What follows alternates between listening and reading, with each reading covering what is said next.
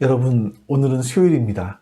또 이 시간 같이 하나님 앞에 신앙 고백하심으로 수요 예배 드리겠습니다. 신앙 고백합니다.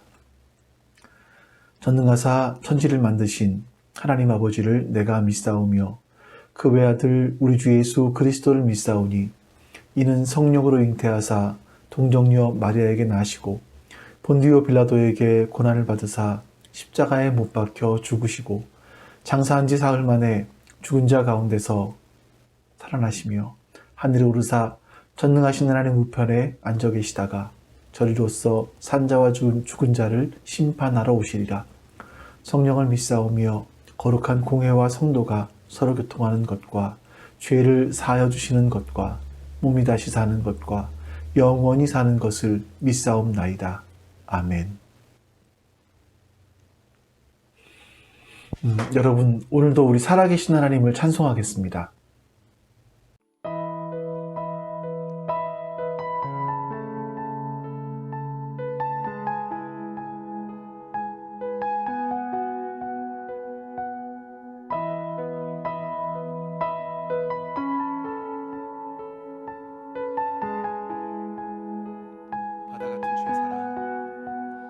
바다 같은 주의 사랑 내 맘속에 넘치는 생명의 주를 위해 보혈을 여주셨네.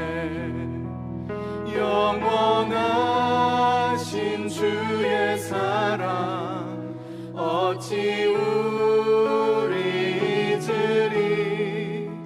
생명 주신 주님만을 영원히 찬양하리.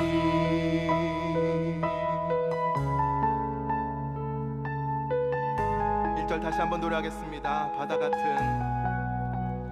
바다 같은 주의 사랑 내 맘속에 넘치는 생명의 주를 위해 보혈을 여주셨네. 영원하신 주의 사랑 어찌 우리 잊으리. 생명 주신 주님만을 영원히 찬양하리. 주 못 박힌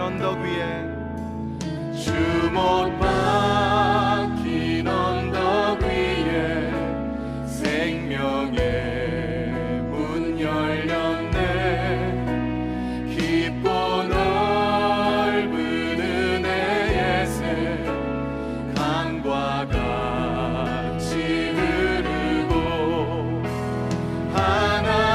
하나님의 자비하심 이 땅 위에 넘치네.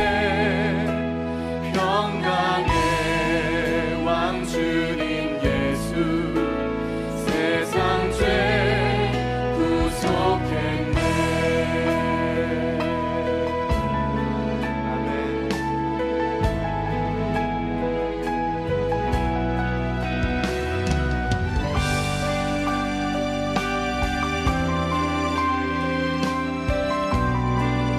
생명의 주 나를 위해 생명의 주 나를 위해 보배 길을 쏟을 때 바다 같은 주의 사랑 그의 자비 넘치네. 그 사랑 누가 잊으리. 그 찬양 누가 멈추리.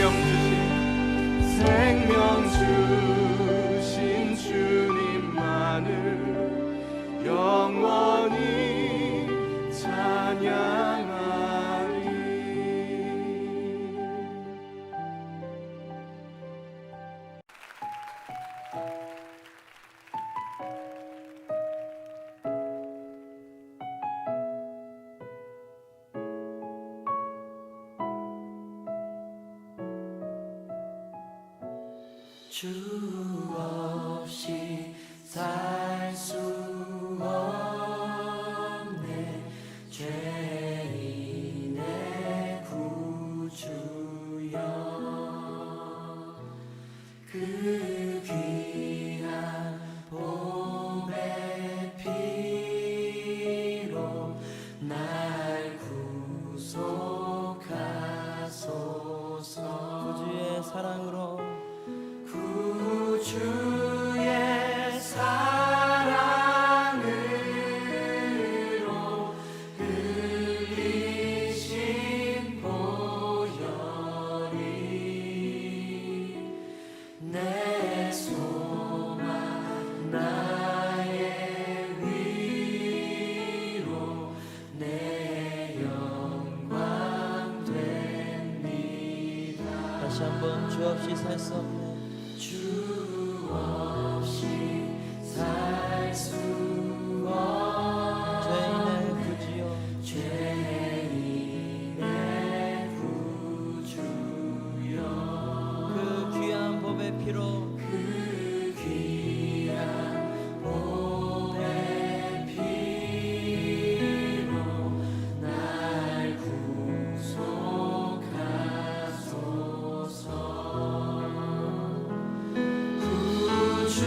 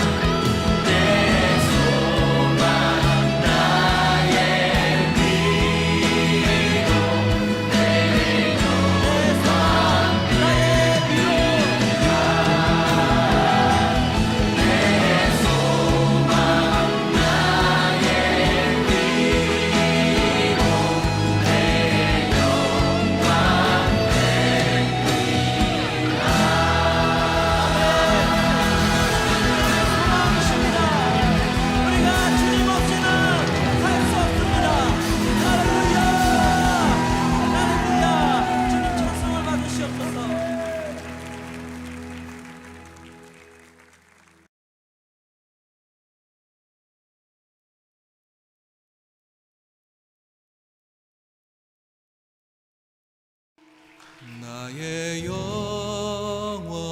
영원하신 기억 생명보다 귀하다 나의 갈 길 다가도록 나와 동행하소서 주께로 가까이 주께로 가오니 나의 갈 길 다가도록 나와 동행하소서 세상 부귀 아니함과 모든 명예 버리고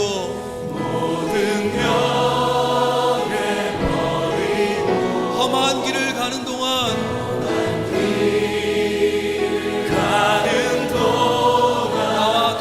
나와 동행하소서 주께로 가까이 주께로 가오니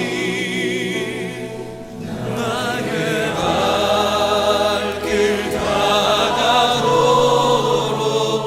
나와 동행하소서 어두운 골짜 지나가며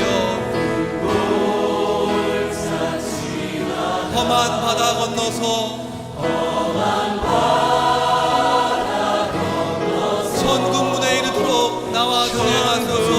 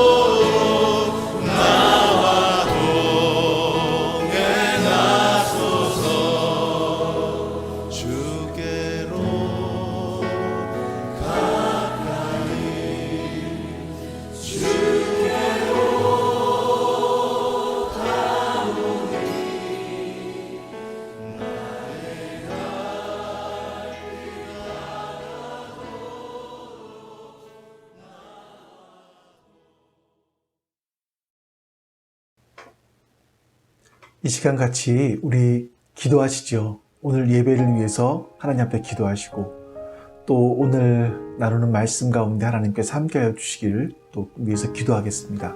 기도합니다. 아버지 하나님 감사합니다. 선하신 하나님께서 오늘도 우리와 함께하여 주시고 우리에게 은혜를 베풀어 주시니 감사합니다.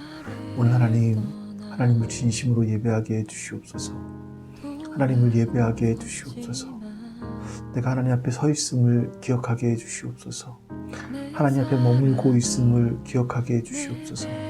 하나님, 그래서 예배가 무엇인지를 알고 하나님 앞에 바로 예배할 수 있도록 주님 은혜 베풀어 주시기를 원하옵고 기도하옵나이다. 선하신 하나님의 도우시는 손길이 우리와 함께하여 주시옵소서. 그렇게 하나님 뜻이 온전하게 이루어지기를 간절히 원하옵고 기도하옵나이다. 아버지 하나님 도와주시옵소서. 아버지 하나님 도와주시옵소서. 성령 하나님 도우시고 은혜를 베풀어 주시옵소서. 성령 하나님 내 안에 역사하시사 하나님 거룩한 뜻을 이루어갈 수 있도록 도와주시옵소서. 성령 하나님께서 내 안에 함께 하시사 하나님의 거룩한 뜻을 이루어갈 수 있도록 도와주시옵소서. 주님 도와주시옵소서. 함께 해주시옵소서. 은혜를 베풀어 주시옵소서. 주님 역사해 주시옵소서.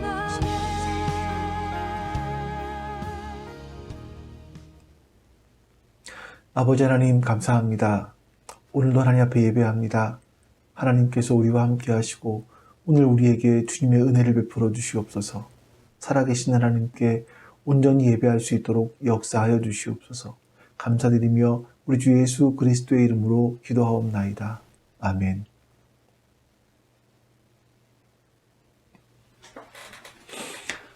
여러분들과 오늘 함께 읽을 말씀은 출애굽기 11장 1절부터 10절까지 말씀입니다. 출애굽기 11장 1절에서 10절입니다. 여호와께서 모세에게 이르시기를 내가 이제 한 가지 재앙을 바로와 애굽에 내린 후에야 그가 너희를 여기서 내보내리라. 그가 너희를 내보낼 때에는 여기서 반드시 다 쫓아내리니 백성에게 말하여 사람들에게 각기 이웃들에게 은금 패물을 구하게 하라 하시더니 여호와께서 그 백성에게 애굽 사람의 은혜를 받게 하셨고 또 그 사람 모세는 애굽 땅에 있는 바로의 신하와 백성의 눈에 아주 위대하게 보였더라. 모세가 바로에게 이르되 여호와께서 이와 같이 말씀하시기를 밤중에 내가 애굽 가운데로 들어가리니 애굽 땅에 있는 모든 처음 난 것은 왕 위에 앉아 있는 바로의 장자로부터 맷돌 위에 있는 몸종의 장자와 모든 가축의 처음 난 것까지 죽으리니 애굽 온 땅에 전무후무한 큰 부르짖음이 있으리라. 그러나 이스라엘 자손에게는 사람에게나 짐승에게나 개 한 마리도 그 혀를 움직이지 아니하리니 여호와께서 애굽 사람과 이스라엘 사이를 구별하는 줄을 너희가 알리라 하셨다 하니 왕의 이 모든 신하가 내게 내려와 내게 절하며 이르기를 너와 너를 따르는 온 백성은 나가라 한 후에야 내가 나가리라 하고 심히 노하여 바로에게서 나오니라. 여호와께서 모세에게 이르시기를 바로가 너희의 말을 듣지 아니하리라. 그러므로 내가 애굽 땅에서 나의 기적을 더하리라 하셨고 모세와 아론이 이 모든 기적을 바로 앞에서 행하였으나 여호와께서 바로의 마음을 완악하게 하셨으므로 그가 이스라엘 자손을 그 나라에서 내부 보내지 아니하였더라. 아멘. 여러분 오늘 하루 어떻게 보내셨습니까? 어떤 분들에게는 오늘이 쉬는 날이기도 하셨을 것이고요. 또 어떤 분들에게는 평소와 똑같이 일하는 그런 날이기도 하셨을 겁니다. 여러분 투표는 하셨죠? 네, 저는 토요일 날 사전투표를 미리 했습니다. 우리의 한 표가 참 중요한 것이라는 걸 우리가 다시 한번 좀 인식했으면 좋겠고요. 또 보니까 오늘 34만 명인가 6만 명인가 30만 명을 넘어섰네요. 코로나 확진자가. 아무리 대수롭지 않은 거라고 하지만 좀 가볍게 넘어갈 수 있다고 하지만 아직 인류가 처음으로 겪어보는 일들이기 때문에 어떤 일들이 우리 가운데 있을지 한편으로는 걱정되기도 하고 또 코로나 한번 지나가신 분들을 보면서 저분들은 참 마음이 편하겠다 하는 생각이 들기도 합니다. 여러분들 이 모든 것들이 잘 지나갈 수 있도록 또 인간들에게 후유증을 많이 남기지 않을 수 있도록 우리가 같이 기도해야 할 것 같습니다. 우리가 지난 5번에 걸쳐서 하나님께서 모세를 통해서 애굽에 내리신 9가지 재앙에 대해서 살펴봤습니다. 하나님께서는요 애굽에 재앙을 내리지 않고서도 이스라엘 사람들을 출애굽하실 수 있었고요. 또 재앙을 내리신다 할지라도 한 2-3가지 정도만 내린 다음에 이스라엘 사람들을 출애굽하게 하실 수도 있었습니다. 애굽 사람들, 이집트 사람들 역시 하나님이 창조하신 사람들이세요. 근데 그들에게 이 10가지 재앙을 내리실 때 하나님의 마음은 어땠을까?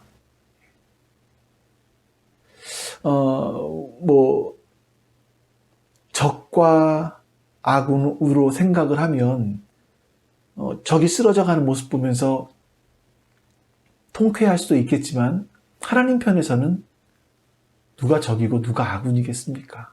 다 하나님이 창조하신 피조물들인데요. 하나님 마음도 많이 아프셨을 겁니다. 자, 그럼에도 불구하고 하나님께서 애굽 사람들에게 그러한 일들을 하시는 이유는 애굽 사람들이나 또 이스라엘 사람들이나 그들이 모두 하나님이 누구신지를 알기 원하셨기 때문입니다. 한번 여러분 생각을 해보세요. 애굽은 그 당시에 최고의 제국이었습니다. 애굽 사람들이나 이스라엘 사람들이나 모두 최고의 제국의 방법, 애굽의 방법들을 최고의 방법이라고 생각했을 거고요. 또 애굽이 가는 길이 정도라고 생각을 했을 겁니다.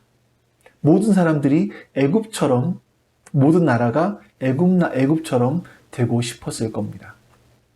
하지만 하나님께서는요, 이스라엘 자손들에게 그들이 걸어가야 될 길이 애굽의 길이 아니라 애굽의 길을 벗어나서 출애굽, 길 밖의 길로 걸어가는 것, 진리의 길, 영생의 길로 걸어가야 된다고 우리에게 보여주고 계신 겁니다.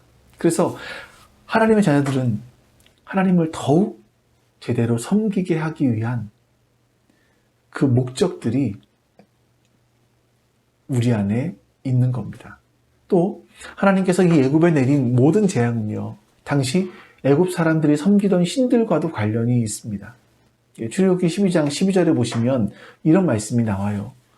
내가 그 밤에 애굽 땅에 두루다니며 사람이나 짐승을 막론하고 애굽 땅에 있는 모든 처음 난 것을 다 치고 애굽의 모든 신을 내가 심판하리라. 나는 여호와라. 하나님께서 애굽의 첫째들만 치신 것이 아니라 함께 애굽의 모든 신들까지도 심판하신다고 말씀하십니다. 나중에 모세가 출애굽을 다 끝나고 난 다음에 역사를 뒤돌아보면서 민수기 33장에서 이렇게 이야기합니다. 애굽인은 여호와께서 그들 중에 치신 그 모든 장자를 장사하는 때라. 여호와께서 그들의 신들에게도 벌을 주셨더라. 그러니까 여기서 보면 출애굽기 12장에 나온 심판하다라는 말씀이나 민수기 33장에 나오는 벌을 주다라는 단어가 같은 단어입니다. 그렇기 때문에 우리가 우리 일상에서 우리의 생각들을 좀 바꿔서 우리의 일상이 영적인 일과 무관하지 않다라는 걸 여러분들이 기억하셔야 돼요. 이게 성경에 나온 바로 그런 가장 기본적인 사고입니다. 여러분 룻기를 보시면 하나님께서 자기 백성을 이제 모압 땅으로 피난을 갔죠. 룻이 시어머니가 모압 땅으로 피난을 갔다가 하나님께서 자기 백성을 돌아보셨다, 그리고 먹을 걸 주셨다라는 소문을 듣고 룻의 시어머니 나오미가 모압에서 베들레헴으로 돌아오려고 했습니다. 그리고 두 며느리에게는 너희의 어머니 집으로 돌아가라 이렇게 말하죠. 그러나 두 며느리는 아닙니다. 우리가 어머니와 함께 어머니 백성에게로 돌아가겠습니다. 이렇게 말을 했습니다. 자, 그러자 나오미가 내게 다른 아들이 있는 것도 아니고 남편이 있어서 아이를 더 낳을 수 있는 것도 아니니 그냥 돌아가라. 그러자 첫 번째 며느리는 울면서 자기 집으로 돌아갔습니다. 근데 두 번째 며느리 룻은 집으로 돌아가질 않아요. 그래서 나오미가 다시 이렇게 말합니다. 룻기 1장 15절이에요. 나오미가 이르되 또 이르되 보라 내 동서는 너의 백성과 그의 백성과 그의 신들에게로 돌아가나니 너도 너의 동서를 따라 돌아가라. 나오미가 분명히 두 며느리에게 너희 어머니 집으로 가라 라고 했습니다. 그러면서 그 나오미의 첫 번째 며느리 오르바가 돌아간 곳을 향해서 그의 백성과 그의 신들에게로 돌아갔다. 이렇게 말을 하고 있습니다. 그러니까 이 성경에 나오는 사고는 그 백성에게로 돌아갔다라는 그 말이 자신의 신들에게로 돌아갔다라는 의미와 같은 거가 되겠죠. 그러니까 사람의 삶이라는 것은 영적인 것과 무관하지 않다는 겁니다. 여러분, 삶은요, 영적인 것과 굉장히 밀접한 관계가 있습니다. 우리가 그것을 의식하느냐, 의식하지 못하느냐의 차이만 있죠. 근데 혹시나 여러분들이 이렇게 오해하시면 안 돼요. 그러니까 제가 요즘에 예를 들어서 기침을 자꾸만 한다. 그러면 여러분 뭡니까? 오미크론 마귀가 들려서 또 길을 가다 돌뿌리에 걸려 넘어졌습니다. 그러면 돌뿌리 마귀가 들려서 이런 것이 아니죠. 한때 이렇게 주장하는 분들이 있었고 한국교회에 굉장히 유행했던 적도 있었습니다.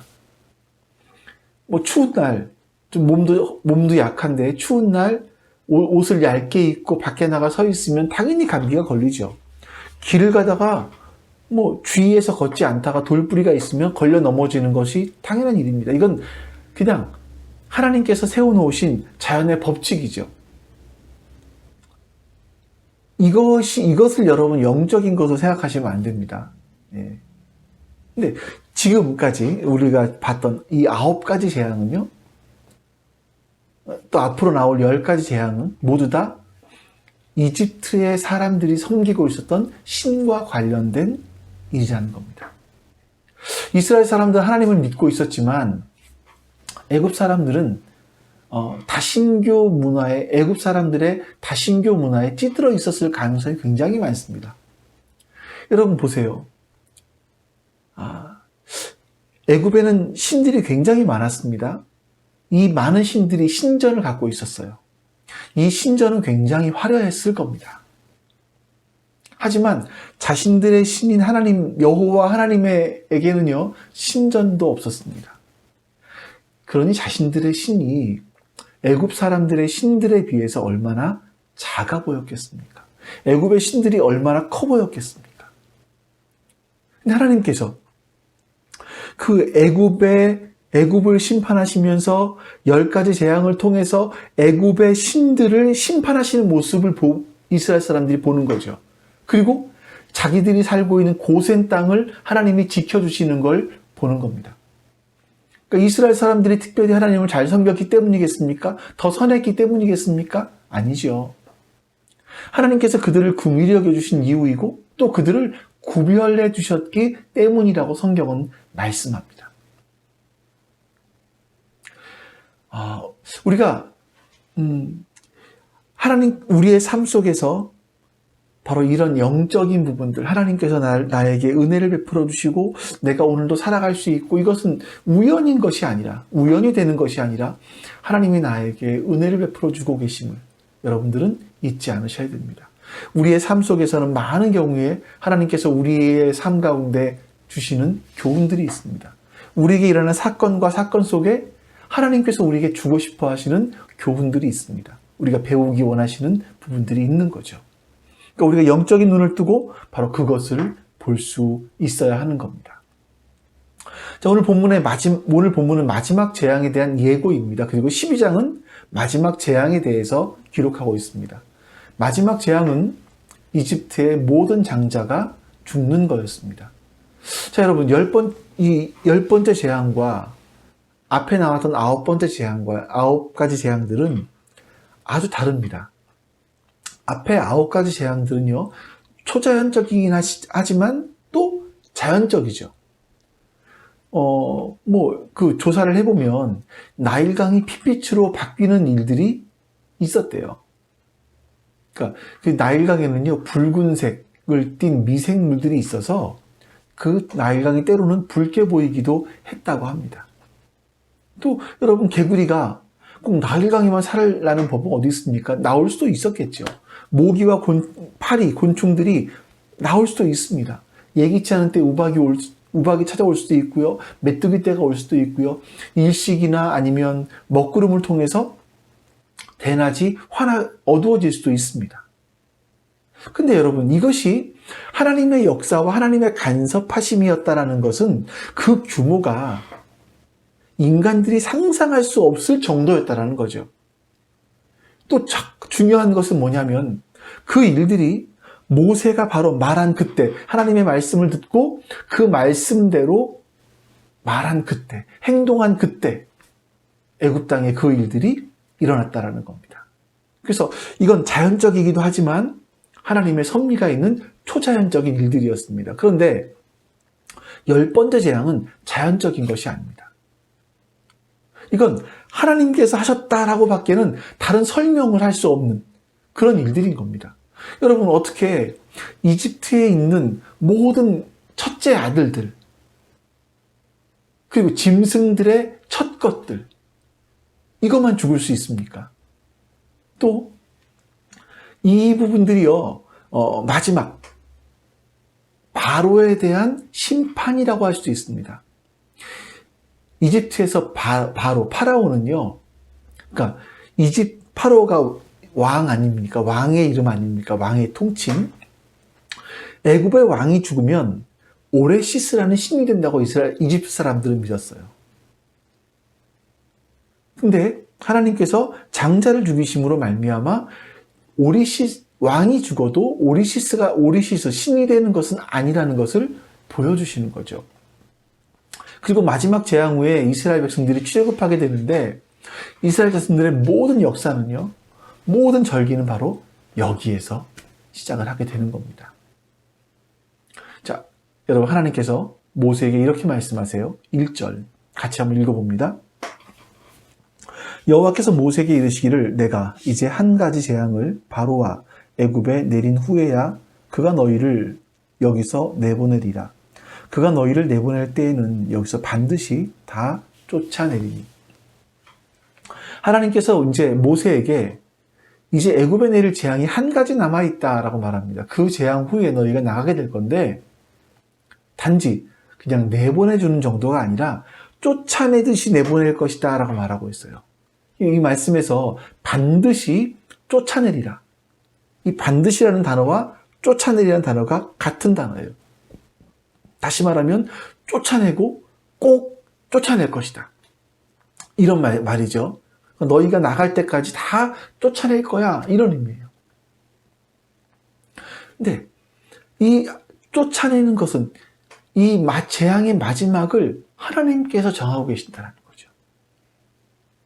이렇게 이집트 사람들이 바로가 이스라엘 사람들을 쫓아낼 때까지, 이 일들까지 하나님께서 이 일들을 하신다라는 겁니다. 여러분, 하나님께서 모세에게 이제 재앙이 한 가지 남았다라고 하셨습니다. 모세는 지금 10번째까지 오면서 언제쯤 재앙이 끝날까? 여러 가지 생각들을 했을 것 같아요. 근데 이제 마지막이 남았다라고 말씀하시는 거죠. 우리의 인생에서 일어나는 여러 가지 크고 작은 일들이 있습니다. 내가 아무리 끝이라고 생각을 해도 하나님이 끝이다라고 말씀하시지 않으시면 그건 끝이 아닙니다. 하나님이 끝이라고 말할 때 진짜로 끝이 나는 거죠. 이거를 아는 게 인생의 지혜일 겁니다. 모든 인생의 시작과 끝은요, 여러분, 하나님이 정하십니다. 그것만 아니라 우리 인생의 일들의 시작과 끝을 다 하나님께서 정하신다고 하는 것을 인생을 살아가면 살아갈수록 인정하지 않을 수 없습니다. 여러분, 때로 보면 나는 거기 정말 그렇게 있고 싶었어요. 진짜 있고 싶었는데 하나님이 떠나라 하시면 떠나야 돼요. 반대로 하나님, 여긴 진짜 못 있겠습니다. 여기서 숨도 못 쉬겠어요. 눈물을 한 바가지 쏟으면서 기도를 했지만 하나님께서 나가지 말라 하시면 그대로 있어야 하지 않습니까? 하나님이 아니라 하시는데 자기가 스스로 끝이라고 하는 것, 그러면 여러분, 우리의 인생 가운데 낭패를 보는 겁니다. 여러분 보세요. 엘리멜렉과 나오미 부부가 모압으로 이민을 갔다가 10년 만에 돌아왔습니다. 돌아오면서 남편을 잃고 두 아들을 잃고 과부 둘만 남아서 돌아오지 않았습니까? 물론 하나님께서 그 인생을 아름답게 바꾸어 주셨습니다만, 그래서 그 룻을 다윗과 예수님의 조상으로 삼아주시긴 했습니다만, 하나님께서 베들레헴의 삶이 끝이라고 말씀하지 않으셨는데 스스로가 나는 끝이야 라고 생각해서 갔다가 여러분, 인생의 그런 낭패를 당하는 것이 아니었겠습니까? 그래서 우리는 항상 이 하나님께서 언제가 끝이라고 말씀하실까, 여기에 대해서 굉장히 민감하게 생각을 하셔야만 합니다. 자, 이제 2절과 3절 말씀입니다. 같이 또 보겠습니다. 백성에게 말하여 사람들에게 각기 이웃들에게 은금 패물을 구하게 하라 하시더니 여호와께서 그 백성으로 애굽 사람의 은혜를 받게 하셨고 또 그 사람 모세는 애굽 땅에 있는 바로의 신하와 백성의 눈에 아주 위대하게 보였더라. 하나님께서 모세에게 소명을 주셨을 때 이스라엘 자손들이 애굽을 떠날 때 빈손으로 가게 하지 않으셨습니다. 이 말씀이 바로 그 말씀에 대한 성취죠. 이스라엘 자손들은 애굽에서 400년 동안 노예 생활을 했습니다. 그리고 이제 출애굽을 하게 되는데, 출애굽이라는 것이 패배자가 되어서 마지못해 쫓겨나는 식으로 가는 것이 아니라 마치 승전한 군대처럼, 그 당시 전쟁을 해서 승리를 하면 전리품을 가져가지 않습니까? 그런 것처럼 다 가지고 갔습니다. 그 전리품을 받듯이 애굽을 당당하게 떠나게 될 것이다 라고 말씀하시는 거죠. 하나님은 이것이 하나님께서 이스라엘 분들에게 주시는 보너스와 같은 것이다 라는 생각이 듭니다. 자, 그리고 또 모세는 바로와 그의 신하들과 백성들에게 아주 위대하게 보일 것이다 라고 말씀하십니다. 왜 그들이 그렇게 봤을까요? 애굽의 시선으로 봤을 때는 누가 위대하겠습니까? 바로가 위대하겠죠. 바로는 한 나라의 왕이기도 하고 막강한 군대가 있기도 하고 항상 왕좌에 앉아있기 때문에. 하지만 모세에게는 그런 것이 아무것도 없었습니다. 모세가 입고 있는 옷은 남루한 목동의 옷이었을 것이고, 모세가 가진 것이라고는 지팡이밖에 없었고, 모세 주변에 있는 사람이라고 하면 자기 형, 83세가 된 형밖에는 없었을 겁니다. 그럼에도 불구하고 사람들이 모세를 위대하게 보았다라고 말합니다. 왜 그랬겠습니까? 그것은 하나님께서 모세와 함께 하심을 사람들이 본 거죠. 그래서 다른 성경에 보니까 이렇게 그 말씀을 이렇게 번역했습니다. 이집트 국내에서 파라오의 신하들과 백성들이 모세를 위대한 인물로 여기게끔 세워주셨다. 누가? 하나님께서. 하나님께서 이집트 국내에서, 이집트 안에서 파라오의 신하들과 백성들이 모세를 위대한 인물로 여기게끔 하나님이 세워주신 거죠. 여러분, 어떤 그리스도인이 크고 위대하게 보이겠습니까? 돈이 많은 사람입니까? 아니면 큰 권력을 가진 사람들입니까? 아니면 지식을 많이 가진 사람입니까? 애굽의 시선으로 보면 그럴 거예요. 여러분, 우리가 어떤 그리스도인이 위대하게 보인다고 한다면 그것은 하나님께서 그 사람을 통해서 역사하시는 것을 우리의 눈으로 보기 때문 아니겠습니까? 다른 사람이 그렇게 위대하게 보인다면 우리 역시 그렇게 되기를 애써야 될 겁니다. 나는 세속적으로 그렇게 살아가면서 다른 누군가는 그런 신실한 삶을 살기 원한다면 어쩌면 우리는 하나님께서 원하시는 삶을 살지 않고 있는 것일 겁니다. 하나님의 목적은 다른 누가 신실해지는 것이 아니라 바로 여러분 자신, 또 저가 그렇게 신실한 사람, 그런 사람이 되기를 원하시는 거죠. 4절 말씀 보겠습니다. 모세가 바로에게 이르되 여호와께서 이와 같이 말씀하시기를 밤중에 내가 애굽 가운데로 들어가리니. 하나님의 말씀을 들은 모세가 바로 왕에게 전했습니다. 이전까지는 하나님께서 나를 통해 역사하셨지만 이제는 하나님이 직접 하실 거라는 거죠. 하나님이 하실 일이 뭐냐? 5절, 6절. 애굽 땅에 있는 모든 처음 난 것은 왕 위에 앉아있는 바로의 장자로부터 맷돌 뒤에 있는 몸종의 장자와 모든 가축의 처음 난 것까지 죽으리니 애굽 온 땅에 전무후무한 큰 부르짖음이 있으리라. 하나님께서 애굽으로 들어가시면 바로의 장자에서부터 시작해서 맷돌 뒤에 있는 몸종의 장자까지 그리고 짐승, 가축의 처음 난 것까지 죽게 될 것이라고 말씀하세요. 애굽의 역사에 이러한 일이 한 번도 없었고 앞으로도 그런 통곡이 없을 것이다라고 말씀하세요. 여러분, 얼마 전까지는 누가 통곡했습니까? 이스라엘 사람들이 통곡을 했습니다.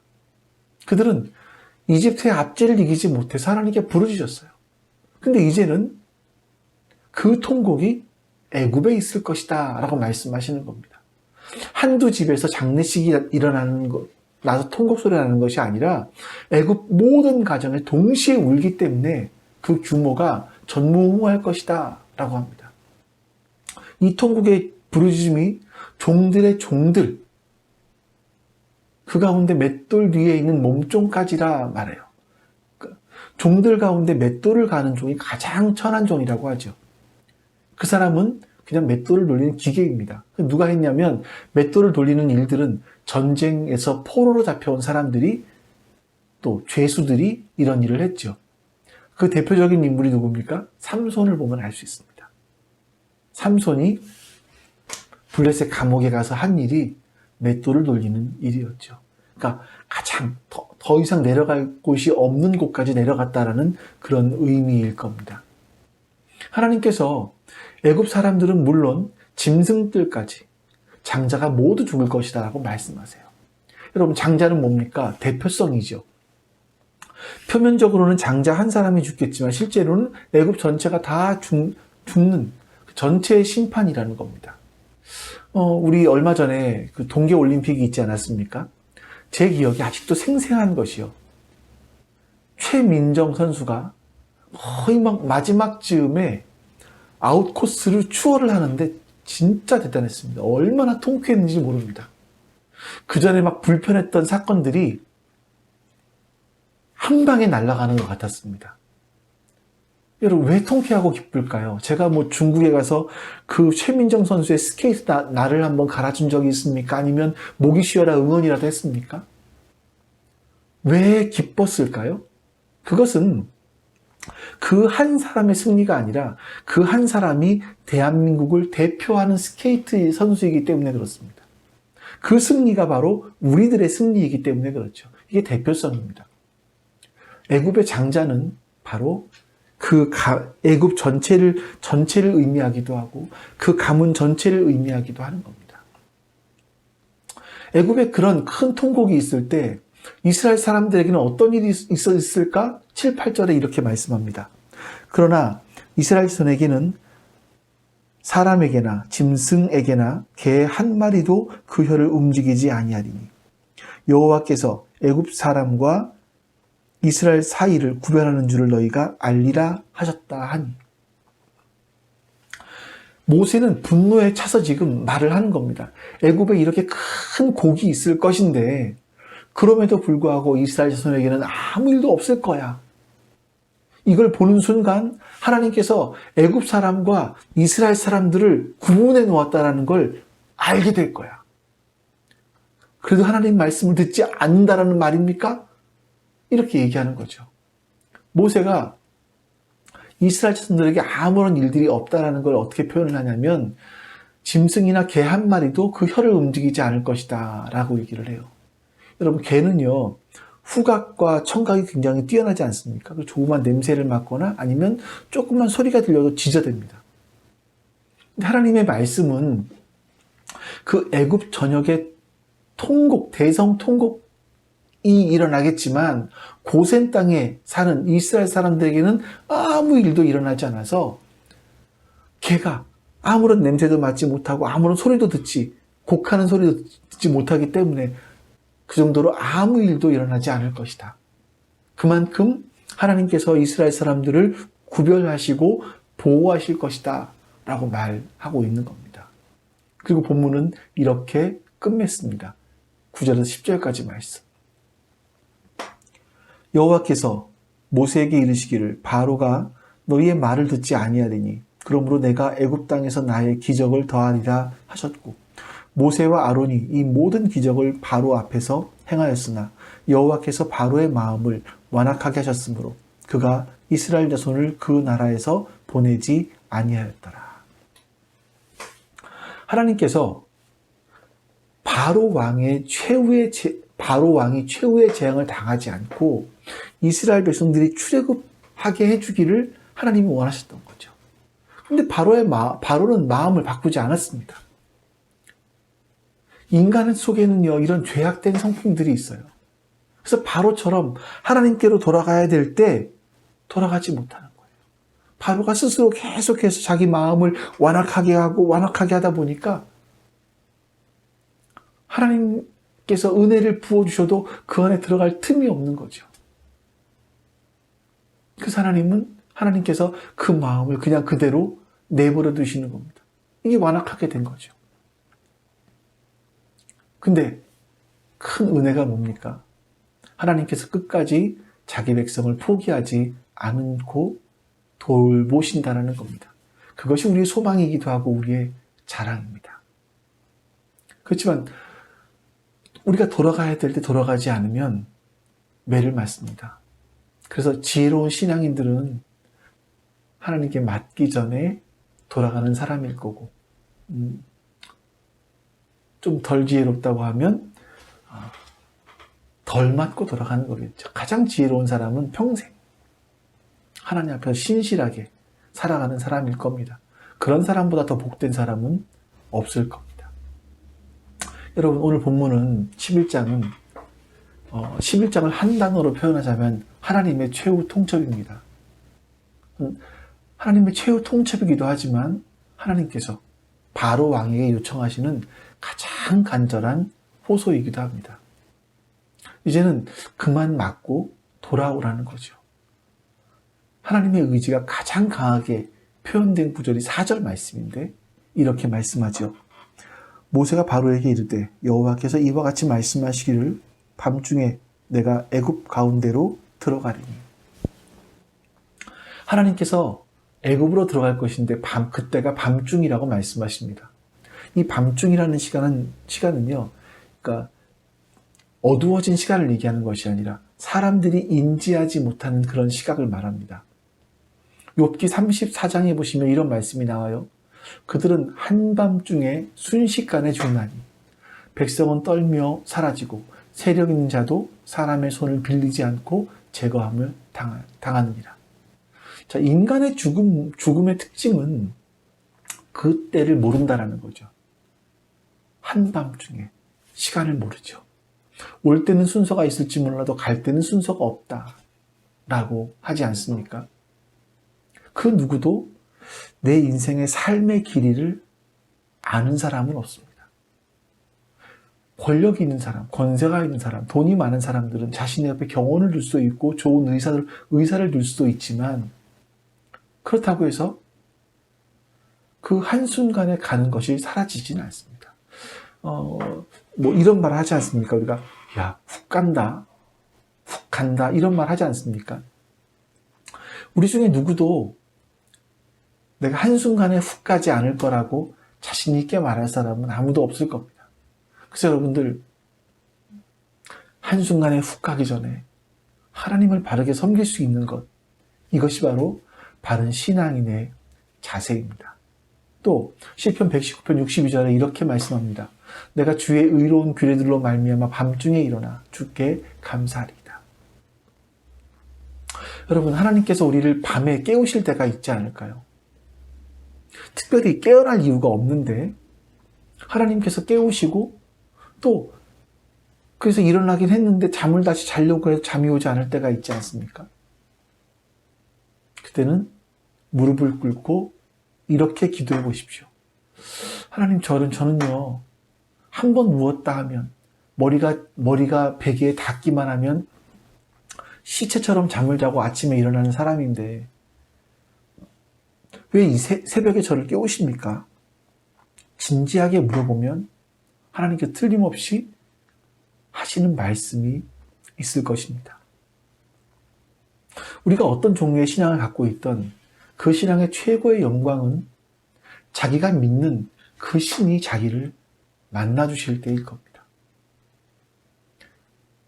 애굽 사람들에게 하나님이 찾아간다라는 것은 심판에 대한 이야기지만 하나님이 우리를 만나주시는 것은 정말 큰 은혜이고 구원일 겁니다. 누가복음에 예수님께서 여리고를 지나가십니다.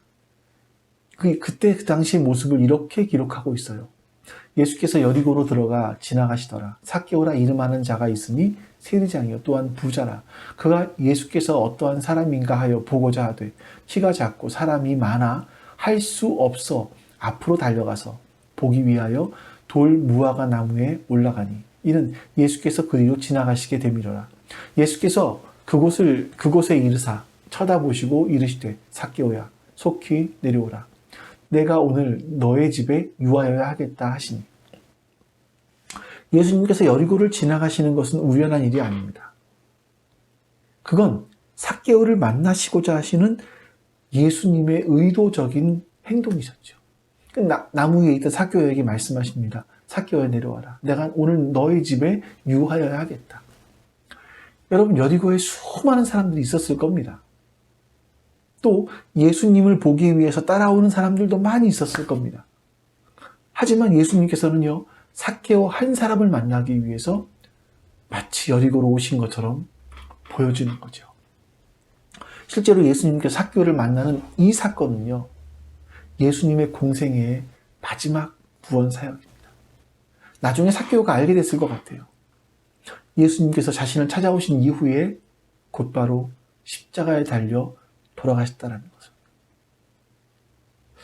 예수님이 그 죽음 직전에 자기 한 사람을 찾아오셔서 자기를 구원하기 위해서, 다른 사람은 아무도 관심을 갖지 않는 자신을 구원하기 위해서 오셨다라는 것. 삭개오는 자기 스스로 자기의 인생을 책임질 수 있다고 굳게 믿고 수전노처럼 돈만 움켜쥐고 살았던 그런 자기를 죽음 직전에 찾아와 주셨다라는 것. 이게 얼마나 큰 감격이었겠습니까? 하나님께서는 애굽으로 들어가셔서 애굽 사람들을 심판하셨지만, 하나님께서 우리의 인생 가운데 들어오시면 우리들을 구원하십니다. 우리의 구원의 감격은 삭개오와 다르지 않을 것 같습니다.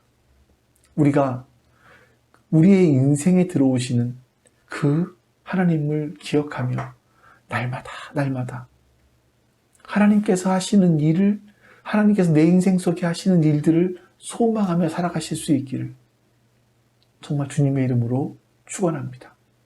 우리 같이 기도하시죠. 오늘 말씀 가운데 하나님께서 여러분 안에 주신 그 말씀들을 기억하시면서 기도하시고, 우리 교회를 위해서 기도하시고, 교회 직체들을 위해서 기도하시고, 우리가 요즘에 요한복음 읽고 있지 않습니까?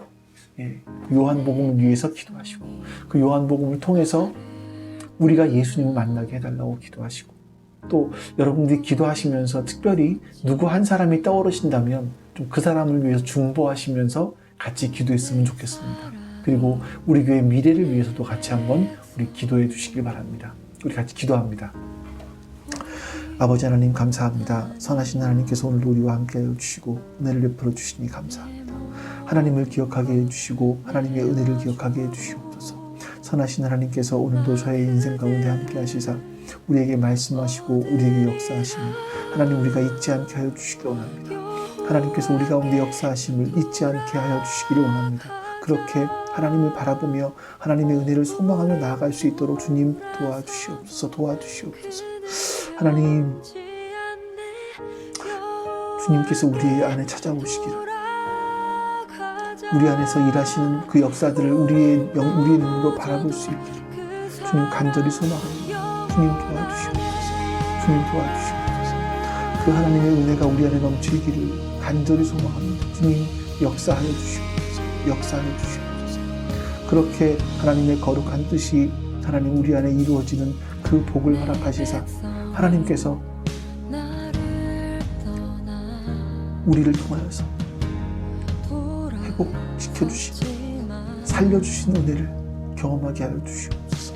주님, 하나님께서 우리에게 주신 그 은혜 위에 은혜들을 경험할 수 있도록 도와주시옵소서. 하나님, 오늘 대통령 선교가 끝났습니다. 하나님께서 은혜를 주셔서 이 선거의 결과를 통하여 하나님의 선한 역사가 이루어질 수 있도록 도와주시옵소서. 하나님, 그리고 우리 교회를 지켜주시고 우리 교회의 지체들을 지켜주시고 우리가 앞으로 해나가야 될 그 일들을 소망하며 나아갈 수 있도록 도와주시옵소서. 앞으로 우리가 해나가야 될 일들 가운데 하나님께서 원하시는 것이 무엇인지, 하나님의 선하신 뜻이 무엇인지 주님 알게 하여 주시기를 원합니다. 주님 도와주시옵소서. 주님 도우시고 함께하여 주시옵소서. 하나님의 은혜가 머물러 있게 하여 주시옵소서. 하나님의 선하신 뜻이 머물러 있게 하여 주시옵소서. 그렇게 주님의 뜻이 우리 가운데 이루어진 것 같아요. 마지막 때에 하나님께서 우리 교회를 향하신 그 계획들이 다 이루어질 수 있도록 도와주시옵소서. 하나님, 앉게 도와주시옵소서. 아버지 하나님 도와주시옵소서. 역사들이 이루어질 수 있도록 주님 도와주시옵소서. 우리 베풀어주시고 주님 도와주시옵소서. 하나님 우리를 베풀어주셔서 하나님 부정을 보장해주시고 우리를 베풀어주시고 함께 해주시고 하나님의 사랑 역사를 이루어갈 수 있도록 주님 도와주시옵소서. 아버지 하나님 은혜 베풀어주시고 함께 해주시고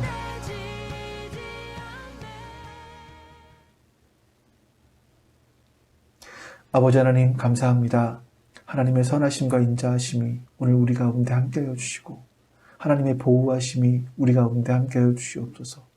그렇게 오늘도 하나님의 말씀 따라 기도하였고 교회와 지체들을 위해서 기도하였사오니 주님 응답하여 주시옵소서. 감사드리며 우리 주 예수 그리스도의 이름으로 기도하옵나이다. 아멘. 하늘에 계신 우리 아버지여 이름이 거룩히 여김을 받으시오며 나라가 임하시오며 뜻이 하늘에서 이루어진 것 같이 땅에서도 이루어지이다. 오늘 우리에게 일용할 양식을 주시옵고 우리가 우리에게 죄 지은 자를 사하여 준 것 같이 우리 죄를 사하여 주시옵고 우리를 시험에 들게 하지 마시옵고 다만 악에서 구하시옵소서. 나라와 권세와 영광이 아버지께 영원히 있사옵나이다. 아멘.